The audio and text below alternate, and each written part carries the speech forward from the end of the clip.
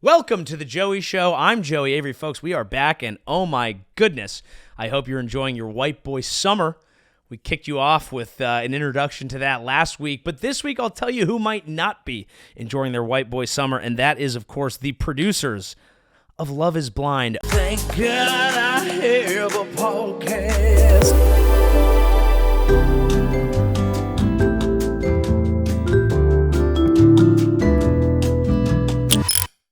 Is Love is Blind a toxic workplace? It's a good question. I'll have to quote Matt Krasnowski, I hope I'm saying that correct, comic out of DC, who made a great point. Oh no. Do you think that the people who are in charge of creating a toxic environment for people on camera might be doing some of that off camera as well? Is that our concern? I do think we have to ask ourselves a very serious question. America, are we okay with these factory-raised stars? Are we okay with this factory-farmed love and the unethical conditions in which it puts people in? You have to ask yourself this. It's not all that it's made out to be. I know that when you watch The Bachelor, when you watch Love is Blind, when you watch F-Boy Island, you're thinking, now that's how you find love. Okay, now that's what love is all about. And that's why you're watching, because you want to believe again. You want to believe in something different. You want to be like what Nick Lachey says. They're like, we are different. This is a social experiment. This is not just a television show. Well, maybe that's not true. Maybe some shit's been going on behind the scenes. People discuss this. I'll give you a couple examples. Now, granted, most of these are people who did not end up faring too well on the show. But some of them basically said that they're like the crux of it is they are asked to work insanely long hours that end up looking at something like below minimum wage. You could be up at 8 a.m. and go until 2 a.m. shooting all night.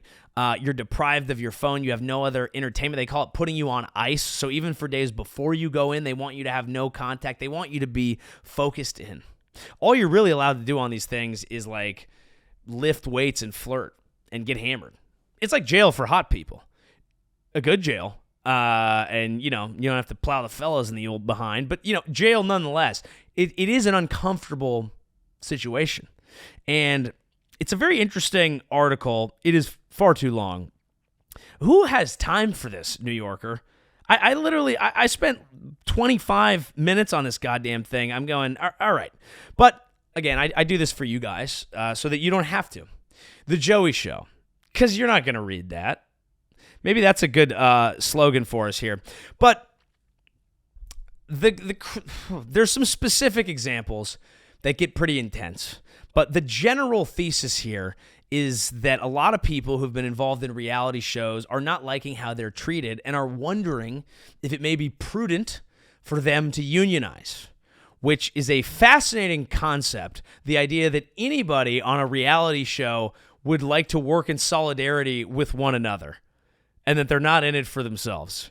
It's a fascinating idea. Now, I do get it. Getting paid in exposure is a fucked up thing that Hollywood does, but at the end of the day, there's a lot of people who want that goddamn exposure so you can, build your, fresh organic honey brand out of it or whatever, or just, be a hot chick and then sell fit tea and be like, drinking this tea made me hot. Not my 25 years of anorexia.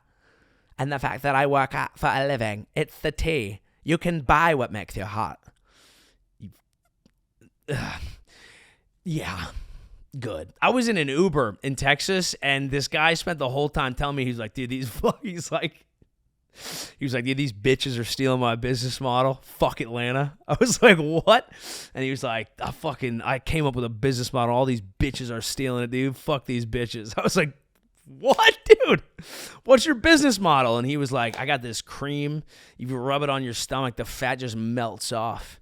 You just have a six-pack by rubbing this cream on your stomach. The fat just melts off. You want to buy some? I was like, no, dude. No, I don't. I don't know if I like it. He's like, all these bitches selling fit tea, bro. They stole my business model. I love that guy. Get that guy on a reality show. Get him on The Apprentice. That guy's got hustle. He's out here in the streets. He's not on some damn reality show. He's in a car driving, talking to people, telling how he invented the business model of being hot and then selling products. I'm impressed by him. I like him. I'm buying his shit. Give me your fit tea, sir. I should have bought it. I should have bought that cream to support, but I was floored. I was taken aback. The point is, reality shows can be better and should be better, but they have to be toxic. You got to understand that when you watch these things. It's just the same way when I watch football and I go, well, that guy's not going to feel good when he's 65. Got to understand what you're participating in. These people are uncomfortable on these reality shows. It's how they make them work. I had a cool experience. I got to be a visiting friend on a reality show. I will play one clip now after I look at my NDA and make sure I don't get sued. Right? Visiting friend, not a huge role, but a fun role. What was that hair? Why was I burned? But I asked the producers on there, I was like, everyone wants to know, are reality shows real? Are they fake? And they put it to me very simply. They were like, do you really think that acting is that easy?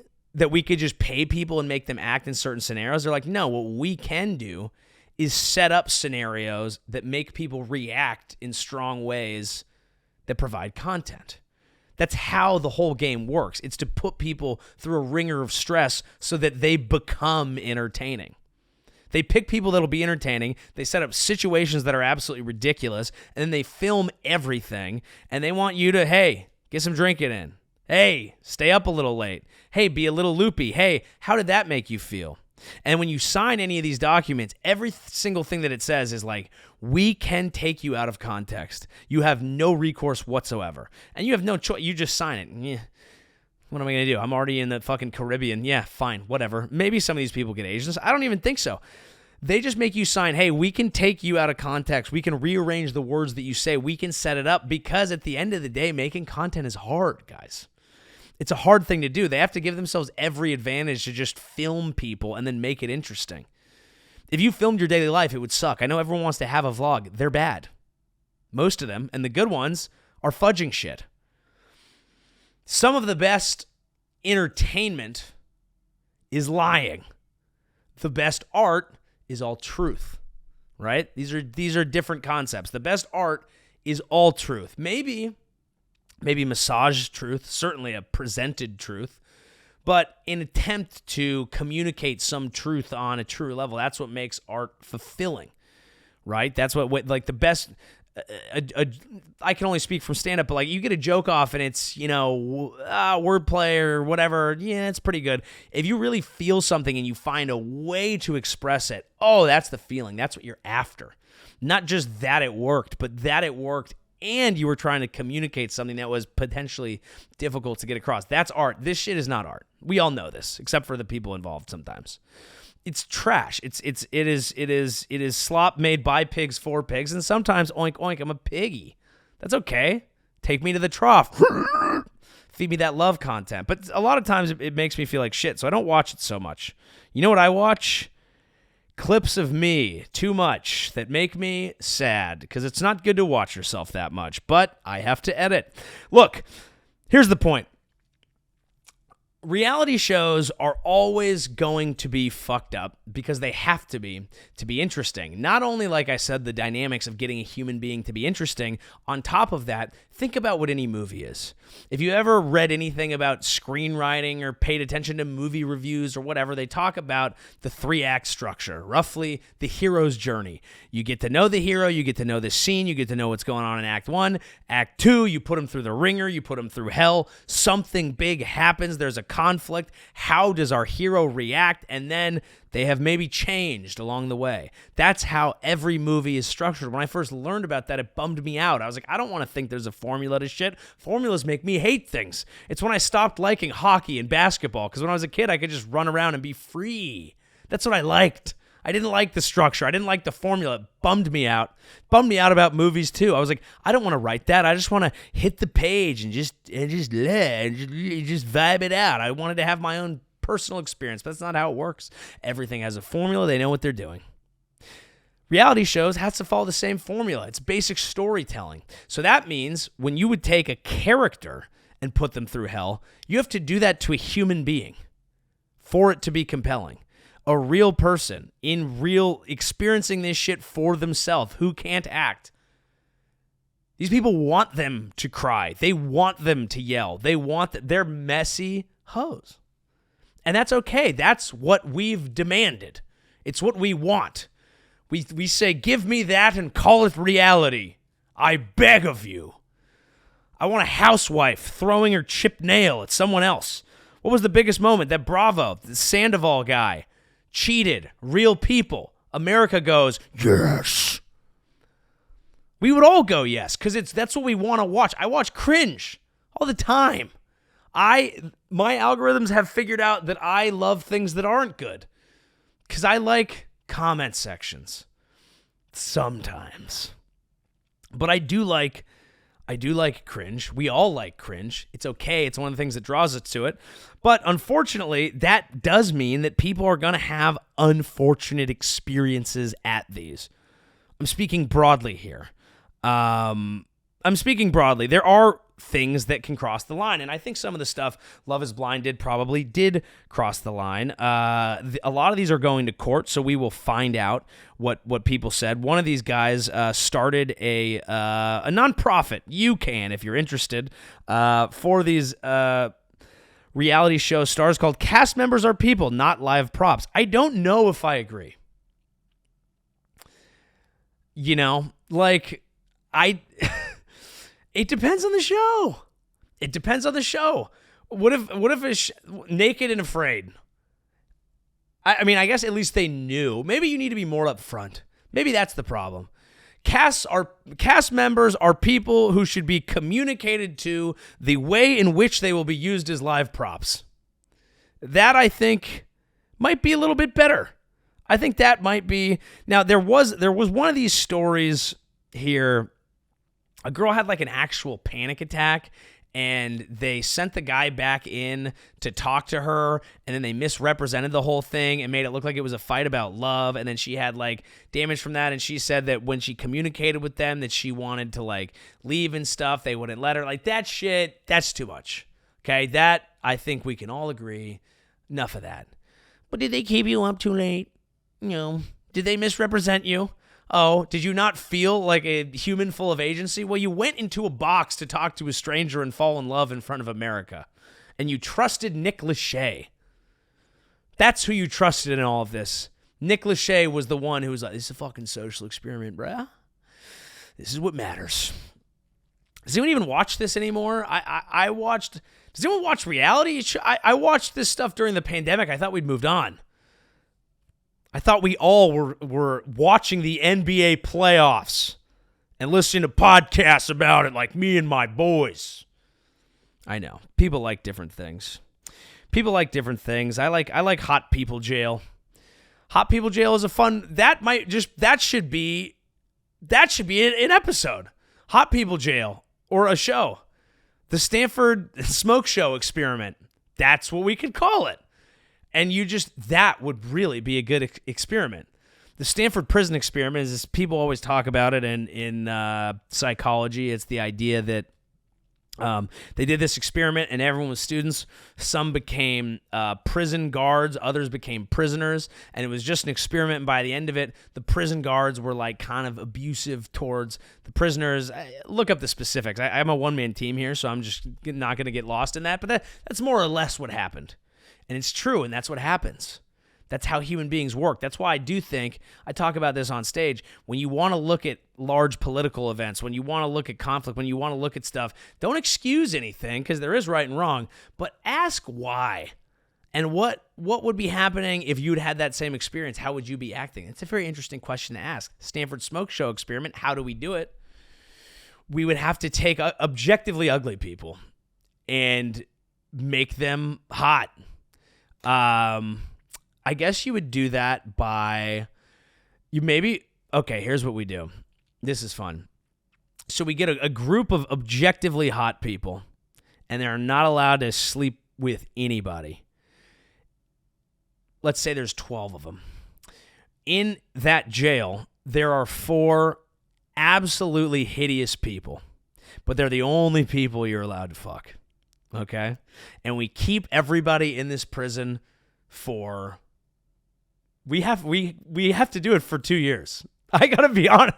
It might take a while, because I'm talking like Yikes. I'm talking like 4 people combined 6, and not that, there's beauty in all things. I'm sure the one society, don't come for me now. Don't come for me now. I can't have the ones coming at me. I can't have the ones. We'll call them the Jordans. The Jordan ones. I think that would be really interesting. And we could see how valuable all of a sudden, Queen Bee pulls up in her rascal scooter, just after just feasting on dominoes for 2 years. And look, big can be beautiful. I'm talking past that. You know what I mean? And all of a sudden, an absolute Brad Pitt from Fight Club looking ass motherfucker is like, that's my girl. I think it would happen. 2 years? Am I right? I don't know. I probably am right. Classic me being right. Speaking of sex, this was an interesting one that I saw. The Olympic Games are coming up, and do we have our correspondent from Paris here, actually? Thank you, Joey. Joey Avery reporting live here from Paris, where I'm happy to report cancer's not real. You can never the fuck you want out here. I've just been ripping darts, being gay, eating croissants. It's a lovely place, but we do have some news. The Olympics are coming, and they're not letting people fuck. Back to you, Joey. Interesting story out of the Paris Olympics. Speaking of hot people, speaking of the Stanford Smoke Show experiment, anti-sex beds have arrived at the Paris Olympics after horny athletes admit to orgies amid competition.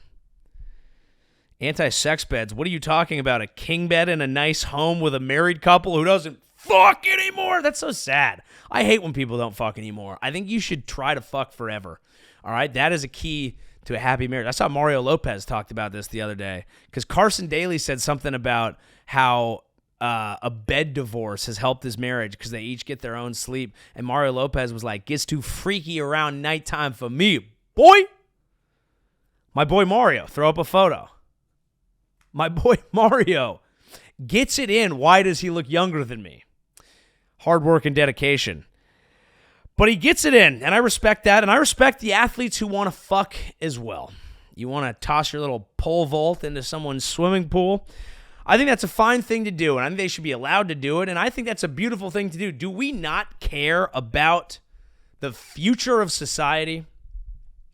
Shouldn't we have hot Olympians from all sorts of different countries mixing up, melting pot of different races, but everyone's hot and young and just fucking and just going to make hot young athletes? Isn't that good? Shouldn't we want that? Oh no, we got all the hot athletes together and they decided to fuck. Be happy for them, troll. Enough. Stop gatekeeping hot pussy and dick when you're not going to give or get any. Let them fuck. If I was a coach, I'd be like, hey, no fucking until immediately after the competition, then go. You use all that pent-up testy that we've been injecting into you, okay, especially if we're like Russia or China. Get roided up, bang each other. Why not? Isn't that good? I really don't get it. It's in Paris, the city of love. There will be no lovemaking in the city of love. That's what it says. That's absolute bullshit. The bed's twin size means there's no room for competitors to sidle up together. That ain't never stopped me before. You ever been to a dorm room, Jack? People bang each other. It's a good thing. It's a natural thing. And they made them out of cardboard so that it'll collapse under the weight of 2 people. Well, first of all, now I'm like, the most important thing for an athlete is sleep. These guys are getting kept in that is prison-like conditions. Like, this is like beyond Love is Blind level shit. At least they're in a freaking nice thing. Like, that is trash. They actually are going to live in this? That's horrible. They should not have to do that. They should be able to get a good night of sleep. Do they not generate enough money? First of all, okay, fine, the cardboard thing. So 2 gymnasts can fuck, but 1 shot putter can't even sit down? Because one shot putter is two gymnasts. So now all the gymnasts are fucking.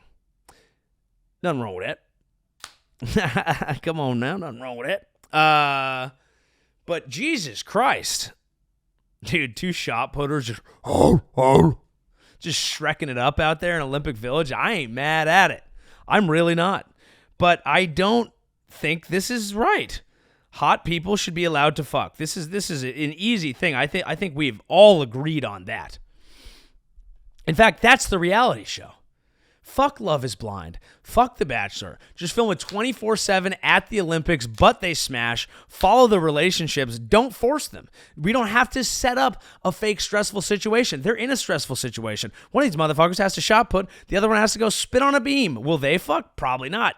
Painful, I imagine. Maybe the reverse. Hot dog down a hallway. Now we've got problems. Either way, that is the reality show I want to see. Olympians fucking and then competing. That's something for everybody. You get a little bit of love interest. You get a little bit of reality show people. Okay, I get a little sports fan. That's how we do it. Fuck this shit. Put them in a Fairmont, dude. Put them on a although maybe they have to make the conditions kind of shitty to appease some of the less nice countries. I don't want to throw shots at anybody, but like, yeah, the team from America is going to be like, these conditions suck, and then the team from Nairobi is like, oh my god, this is unbelievable, and then they don't leave, and I'm not saying they should. I'm not saying that. I think I love people from Nairobi. I don't actually know enough about Nairobi. I don't know where that came from. That's not a country, so that tells you where I'm at. So, anybody know? Did you know? Be honest with yourself. Did you know that it's the capital of the Sudan? Because if you did, it's the capital of Kenya, you idiot. Nice try. The name is derived from the Maasai phrase, Enkare Nairobi, which translates to place of cool waters. Shit. That's nice. That's nice. That means they must have a lot of hot waters too. Hot. They do have a mosquito problem down there. That's they don't like the mosquitoes. Okay. During Kenya's early period, the city became a center for coffee, tea, and the sisal. What is sisal? Sisal is a species of flowering plant native to southern Mexico, but widely cultivated and naturalized in many other countries. Yields a stiff fiber used in making rope and various other products. Can you naturalize a plant? I thought we got mad when you brought plants places like palm trees. People are like, they're not from here. It's like, dude, stop being anti-immigration with these trees. I'm friend to one and all. I hope the people of Nairobi and Kenya can move freely to places of cool and warm waters to experience those Mexican plants firsthand, perhaps, if they're interested. All right. Well, that's enough on Nairobi. That's enough on the Olympics. Do you like the Olympics? I'm excited. I like them just because I live my life in a series of shows to sporting events, meaning that if I don't have a show, I usually work late. And when I work late, one of the things that makes me less sad to be working late is, something's coming on later. And so I get really excited when something's coming on, and then I barely watch it because I'm working. You familiar with this? This thing I like to watch that I don't actually know what happened. I think this is a pretty common viewing experience. But yes, I hope that we film them having sex. I think we absolutely should. Speaking of reality shows, crazy article that I read today about a mystery in the Alps. A Chinese family, a Swiss inn, and the world's most expensive weapon. This dick. No, it's not this dick. It is the F-35 fighter jet. Apparently, the United States has created a hell of a fighter jet, the F-35, capable of getting around a lot of radar, moving at impressive speeds, and we sold a few to Switzerland, a country who famously stays neutral, who famously does not like to spend on war, who in fact turned down a more modest proposal to buy jets not a few years back. but because of turning that down, ended up with some old shitty jets, which while they were doing drills caused a series of embarrassments for the Swiss. Ergo now, boom, we want that F-35. They bought them. They're going to store them on a tarmac in a beautiful part of the country of Switzerland, a place where there was a rustic hotel, a nice rustic hotel named the Hotel Rossley, a century-old lodge in an Alpine Valley village which enjoys a spectacular view from its front. The lace-curtained windows stare out into a crop of mountains capped with snow that melts the nearby waterfall where Sherlock Holmes, in one of the novels, plummets to an untimely death inside of a cup of hot chocolate, only to be saved by a marshmallow. I added the last part, but it is rather quaint, and it is nice, and it was bought by some goddamn Chinese. No offense to the Wang family. I got that right. I'm not being a dick. They bought this inn, and it was a bit of a curiosity to the people of Switzerland because one of the main things about the inn was they served food in an area that doesn't serve that much food, and people liked the classic Swiss manner in which they served that food, and people liked to go in there. And the new ownership came after no one was buying this place for years, and they immediately shut down the restaurant. They didn't want to cook. They didn't want to serve the people. They just wanted to own the hotel and kind of live in it. But they also kind of didn't. They were going back to China a lot. They were like, we don't really like the winters, all this stuff. And what's interesting about this hotel is that it backs up on one particular airstrip. The airstrip where the F-35s are going to go. And the Chinese have been trying to get their grubby little chopsticks also. Okay, that's probably too much. That's probably too much. I'm not trying to be a dick. I'm trying to be a storyteller, and I'm providing a little bit of color, and that color is yellow. Guys, I'm not doing this. I'm not going to do this. All due respect to the Wang family. They're fucking spies. I've had enough of this shit. You're not getting our plans for the F-35s. You understand me? I don't care what sort of fucking Swiss hotel you buy.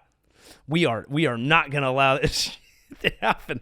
Okay, so they bought this hotel that looks out over an airstrip, and there's no proof that they're actually spies, but the U.S. has been just leaning on the Swiss, being like, get those fucking Wangs out of there. Because our argument is, if they're even decent spies, there is going to be no proof. It is fishy, and it does not make sense why they were there at all. The place was under their son's name. They've been going back and forth on a traveler's visa. The elderly Wang gentleman had, I believe it says that his father was in the Chinese intelligence services. And so it's a very interesting scenario where people don't really know what to do with it.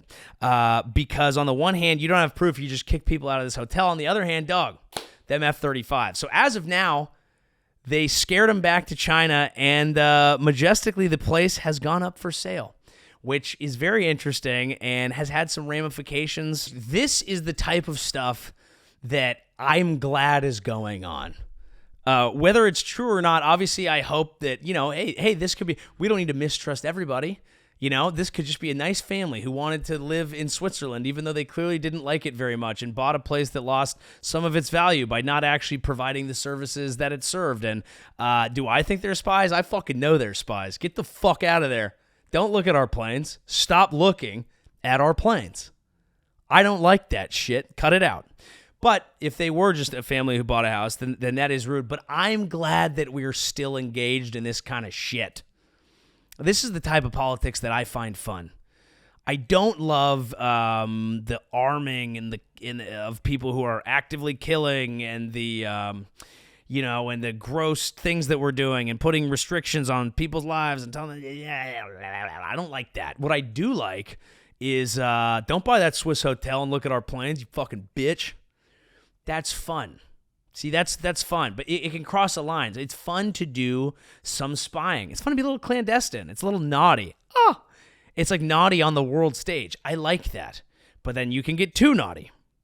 You can get too naughty indeed. An example of too naughty here. New 9/11 evidence points to deep Saudi complicity. That is too naughty. That is not nice. That they did that. Article here in the Atlantic A very interesting article. I recommend that you read almost none of the articles that I provide. This one I thought was very interesting because it asks a key question. And it's basically like, we built the cornerstone of our foreign policy around a concept that 9/11 could not have been committed alone. It could only have been done with the help of a state. So we went places that it didn't. And it looks like that may well have happened, but we went to the wrong place. Now, it makes one other important point as we consider Saudi Arabia then to Saudi Arabia now, not even close to the same thing. So the people who are running it now are not the same as then. They have different goals. They have different interests. They have different plans. They just want to buy our golf and vibe, and fuck them for that. But it was very interesting seeing this kind of laid out because I didn't realize exactly how this all went down. There were a few people high up in Saudi Arabia who apparently received a couple of the hijackers and like helped them get set up in the United States and went to a party with them in San Diego to help them get acquainted into the society and get like doctored. They were like helping them out. And when I read this, I was floored because I was like, there is no way in hell that these hijackers went to a party in San Diego and still did 9/11. Have you ever been to a party in San Diego? Have you? Like a danger or nay, a sunset tinged evening in La Jolla, barbecuing over a pool, looking out over the ocean. You know what La Jolla means? It means the jewel of the Pacific. Where were these guys? Were they inland? It would have said Inland Empire, surely. They couldn't have been like Ocean View, San Diego. You mean to tell me these guys were hacking darts after a night out in Pacific Beach and were like, let's still do 9/11? There's no way. I think they just partied with the wrong people in San Diego. If they had fallen in with the right crew, none of this would have ever happened. And obviously, I don't want to make light of a tragedy, but I'm not, because partying in San Diego is a special, beautiful thing. It's something that I understand. And it could have saved lives on both sides. It could have saved lives on our end. It could have saved a lot of lives in the Middle East. It's just a crate. Like, they must not have gotten to, like, PB or Mission Beach. Maybe they were like too far North County, and like maybe it was before like the craft brew scene hit. But I'm missing something.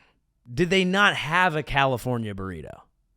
I realize those can be controversial. Not everyone likes fries in their burritos. For me, it's kind of a special occasion thing. I understand. But like, imagine if you'd never had that and you tried it. You'd probably go, yeah, I think I might just stay here. Like, these guys had an inn. They could have just lived in San Diego. They could have taken up skimboarding. Isn't that closer to God?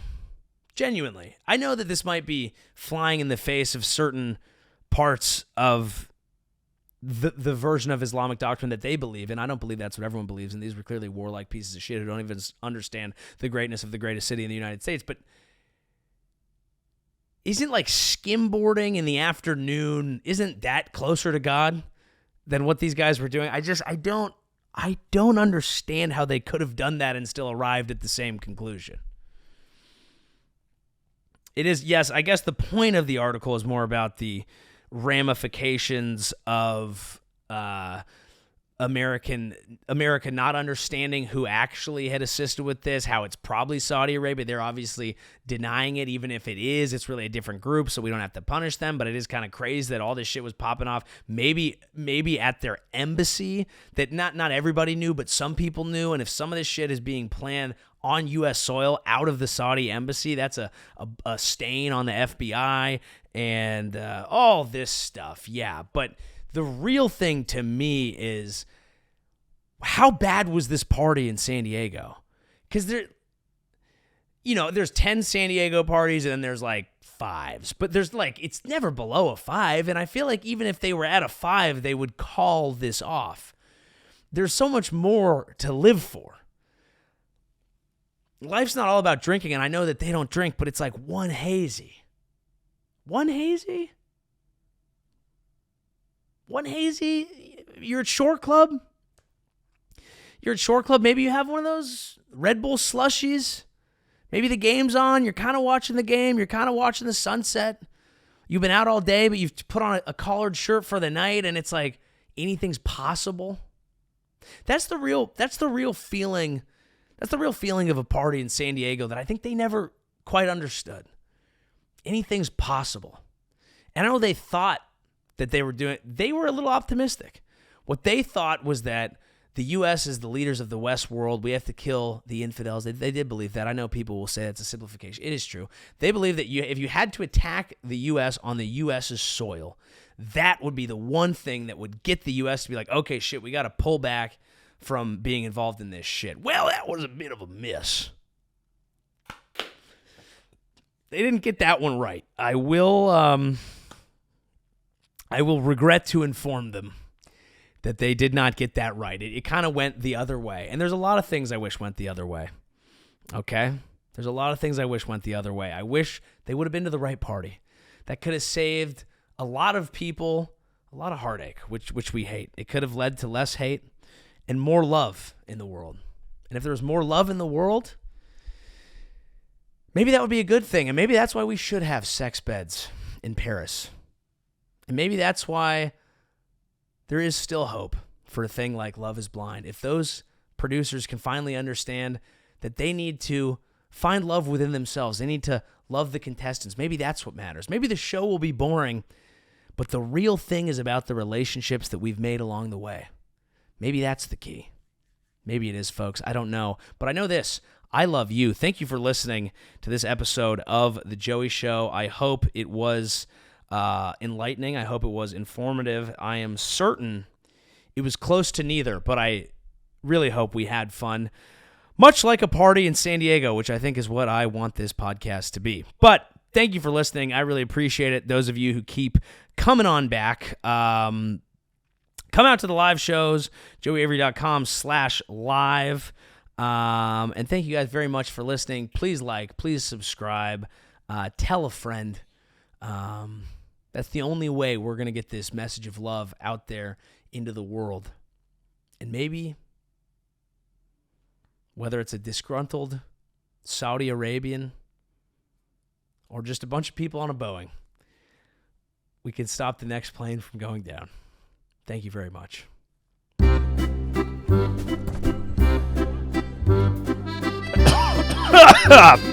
Thank you, Joey. Joey Avery reporting live from Paris here. I've got a lot of great things to report. Thank you, sir. It's a professional scene. Fuck.